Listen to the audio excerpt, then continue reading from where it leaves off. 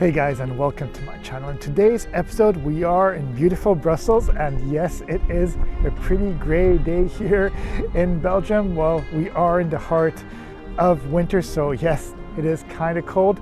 But in this episode we are in the region of LAEKEN, which is not too far away from the Royal Palace. And what we're going to do in this episode is look for a bunch of comic strip murals in the region of LAEKEN, because yes, there's a bunch of comic strip murals in the center of the city, and those are the more known murals. But yes, in this region there's a bunch more murals because, well, there's just so many of them. So yes, without any further ado, let's explore.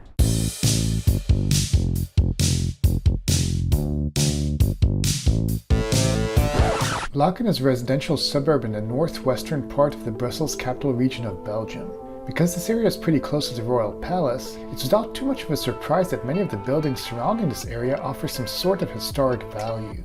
Many of the buildings in this area also offer intricate architecture, such as the Belgian-style narrow houses called Maisons de Maître, built by master architects of the time, as well as many intricately ornate buildings that are used nowadays for schools or office buildings. Walking in this area, there's the Brussels comic book route, which is a path composed by several comic strip murals, which cover the walls of several buildings throughout the inner city of Brussels, as well as the neighborhoods of Laeken and Oudergem. The large comic strip murals depict scenes from various popular Belgian comics and are usually hidden in the most unexpected places, making finding them a sort of treasure hunt. Even though a lot of these comic strip murals are about Belgian comic strips, a couple of them are from comic strips that are from countries that are very close to Belgium, like the mural behind me, which is the one of Titeuf, which is a Swiss comic strip created by author Philippe Chapuis, and it follows the life of an 8-year-old boy called Titeuf and his friends in their everyday life, and how they look at,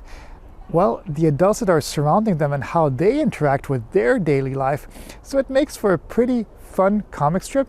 And in this mural you see Titeuf. He is climbing the atomium, which is our version of the Eiffel Tower. And it's really cool, and of course, well, the adults and his friends are not too happy that he's there above so high in the sky.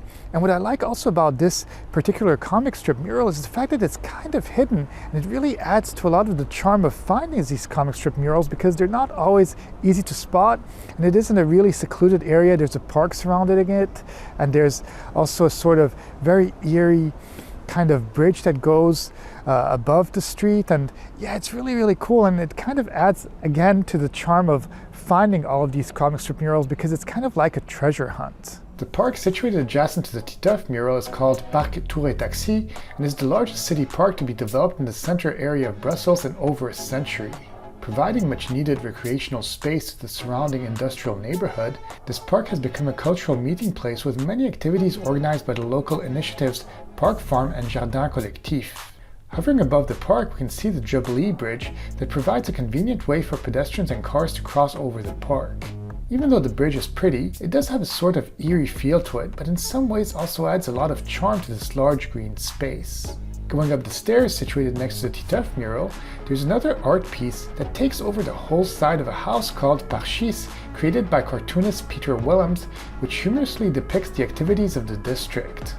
To create the drawing, he took his inspiration from the popular Moroccan game Parchis, a board game that uses pawns. Familiar features of the district, like the vegetable gardens, the inhabitants playing Parchis, and the Jubilee Bridge, are easily recognizable. Walking through some of the smaller streets, I stumbled upon the mural of Jommeke, which is a really cool comic strip. It's actually the second most popular comic strip in the Flemish area of Belgium, since it is a Dutch comic strip, and the most popular one is Suske and Ruske. But this particular comic strip follows the story of Jommeke, an 11-year-old boy, and his best friend, and they go on different adventures in different communes of Belgium and different countries, and also some maybe invented countries too, and they're always assisted by a pet animal. It is really cool, it's really beautiful, it has a lot of colorful drawings, and it's really in the style of Belgian comic strips, and it is very kid friendly. And yeah, it's kind of cool to be walking once again through a small street and to be stumbling upon a really cool mural. Jommeke has sold 51 million albums in Belgium alone, which means an average of about 4.5 albums per person.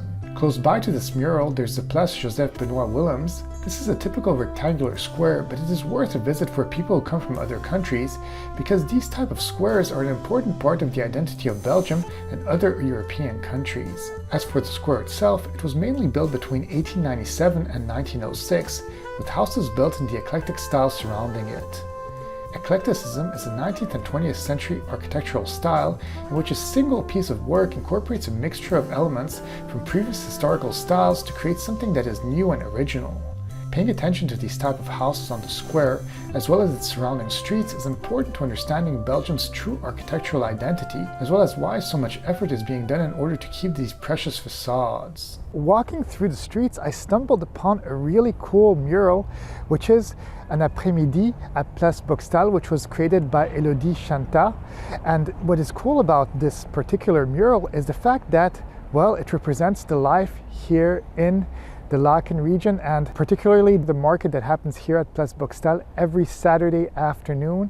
And it's really nice because you can see that there's a lot of life here. It shows a little bit of a slice of life here in Belgium.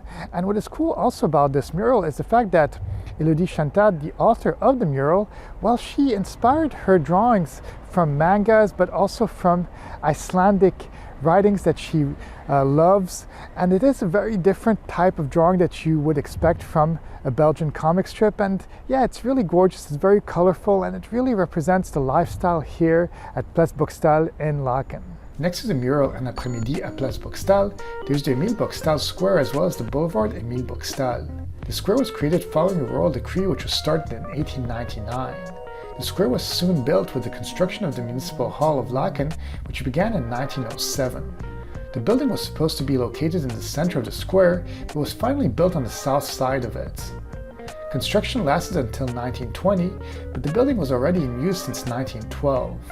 Strangely, walking through the side streets, there's a sort of racing track that lines the sides of the street, as well as another mural called Un Monde à l'envers.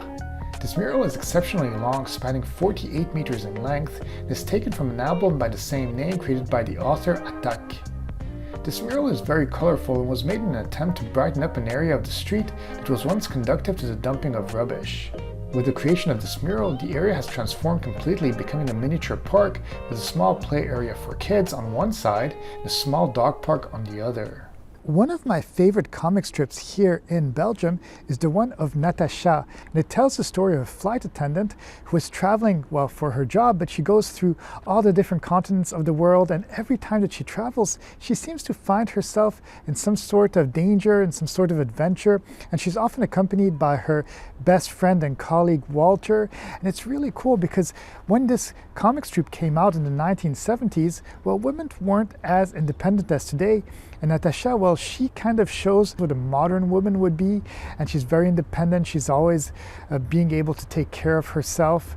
And also another thing that is really nice about this comic strip, and maybe a lot of the other comic strips I've seen here in Belgium, is the fact that many of them always have the theme of travel. So we can see that Belgians really want to kind of maybe escape this gray weather. As you can see, it's really gray today, and they want to travel, see the sun, maybe go on adventures. And these comic strips really let people fantasize about these things, and Natasha is a really perfect prime example of what going on adventures is, and yeah, I truly recommend it. In one of the side streets close to the train tracks where the Natasha mural resides is another mural taken from the Franco-Belgian comic strip called Gilles Jourdan, which follows the adventures of Gilles Jourdan, a Paris-based detective and a bachelor of law. Being young, earnest, shrewd, and cool-headed, no mystery can stand up to him. Also close by to this mural there's a historically important street called Rue des Artistes. Most Belgians would simply deem it as a regular street, but it's far from it.